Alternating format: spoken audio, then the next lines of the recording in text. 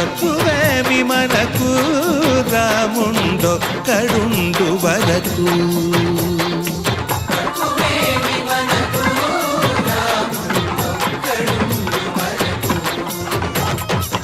ఒక తోడుగా భగవంతుడు మును చక్రధారి చంతని ఉండగా తక్కువేమి మనకు రాముండొక్కడుండు వరకు.